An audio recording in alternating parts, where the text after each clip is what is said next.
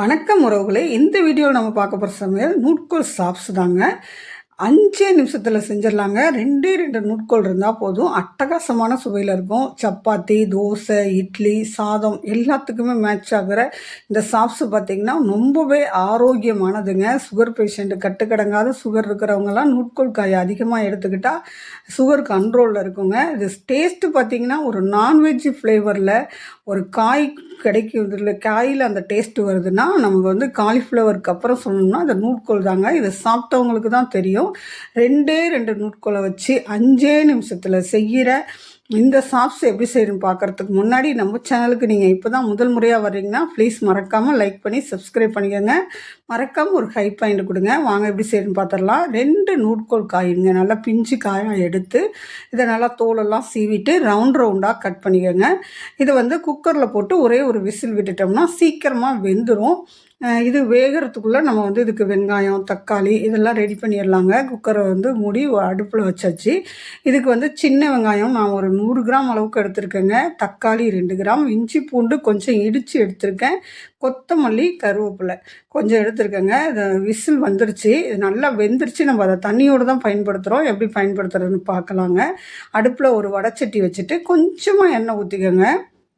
இதுக்கு வந்து கொஞ்சமாக பட்டை வகைகள் போட்டு தாளிச்சிட்டு கொஞ்சம் கொத்தமல்லி, கருவேப்பிலை போட்டுட்டு நம்ம அந்த இடித்து வச்ச இஞ்சி பூண்டையும் போட்டு அதையும் வதக்கிட்டு அதுக்கு கூட அந்த சின்ன வெங்காயம் போட்டுக்கலாங்க.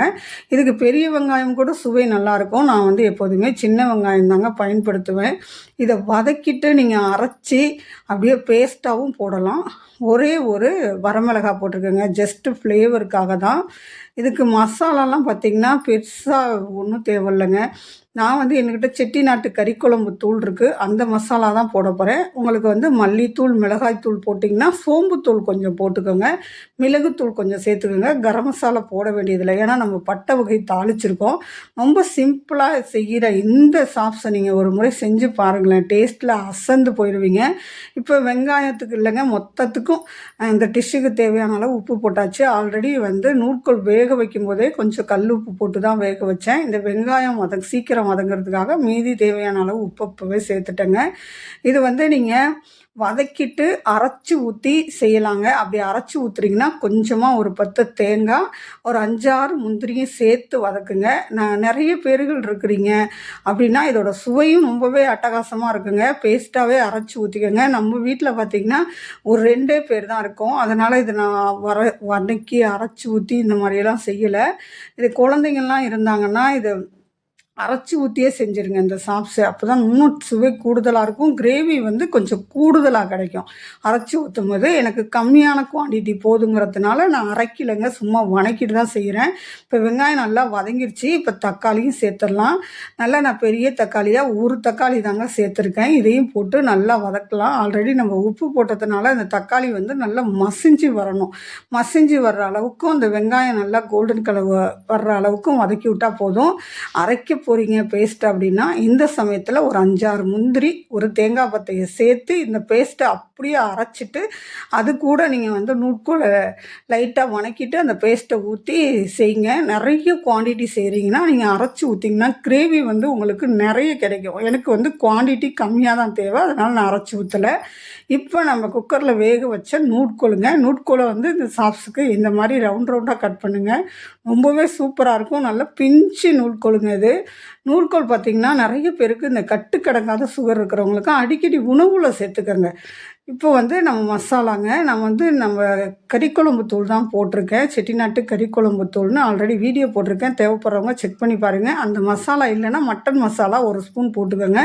காரம் நீங்கள் நிறைய சாப்பிடுவீங்கன்னா நல்லா 1 ஸ்பூன் அளவுக்கு காரத்தூள் சேர்த்துக்கோங்க. நான் ஒரு 1/2 ஸ்பூன் மிளகாய்த்தூளும் சேர்த்துருக்கேன்.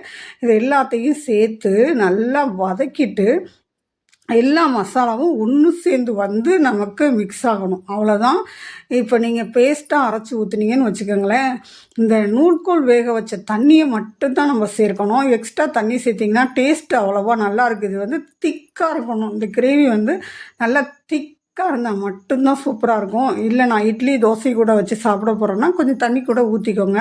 இப்போ கொஞ்சம் உப்பு பத்தலைங்க, டேஸ்ட் பார்த்துட்டேன். இப்போ இதுதாங்க இது டேஸ்ட்டுக்கு ஹைலைட்டு. காய்ந்த வெந்தய இலைகள்ங்க. இதை போடும்போது பார்த்திங்கன்னா வாசனை வேறு லெவலில் இருக்கும்.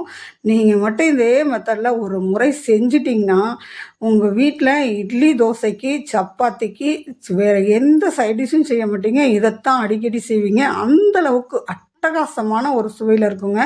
சுகர் பேஷண்ட்டு ரொம்ப கட்டுக்கடங்காத சுகர் இருக்குன்னா நீங்கள் அடிக்கடி யூஸ் பண்ண வேண்டிய காய்கறிகளில் நூட்கோல் தாங்க நம்பர் 1 இருக்கணும். அடுத்தது கோவக்காய், அப்புறம் பீக்கங்காய், முட்டைகோஸு, காலிஃப்ளவர், பீன்ஸு, அவரைக்காய் இதெல்லாம் அதிகமாக பயன்படுத்துனீங்கன்னா உங்களோட சுகர் லெவல் இந்த நார்ச்சத்து அதிகமாக இருக்கிற இந்த காய்கறிகள் எல்லாத்தையும் விட இது ரொம்ப நம்பர் 1ங்க. கட்டுக்கடங்காத எந்த அளவுக்கு சுகர் இருந்தாலும் வாரத்துக்கு ஒரு 2 வாட்டியாவது உணவில் நூட்கோலை சேர்த்து சமைச்சு சாப்பிட்டு பாருங்கள். இதோட டேஸ்ட்டு இதே மெத்தடில் நீங்கள் செஞ்சிங்கன்னா யாருமே வேண்டானே சொல்ல மாட்டாங்க. ஒரு சின்ன குழந்தை கூட விரும்பி சாப்பிட்ற அளவுக்கு தாங்க இந்த சாப்ஸ் இருக்கும்.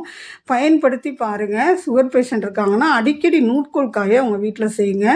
லோ சுகர் இருக்கிறவங்க மட்டும் கொஞ்சம் கவனமாக இதை எடுத்துக்கூடாதுங்க. மற்றபடி நம்மெல்லாம் உணவாக தான் இதை பார்க்குறோம், பயன்படுத்துகிறோம்னா நீங்கள் இதை டேஸ்ட்டுக்காக அடிக்கடி செய்வீங்க. அந்தளவுக்கு அட்டகாசமாக இருக்கும். இந்த வீடியோ பிடிச்சிருந்ததுன்னா மறக்காமல் ஒரு லைக் பண்ணுங்கள்.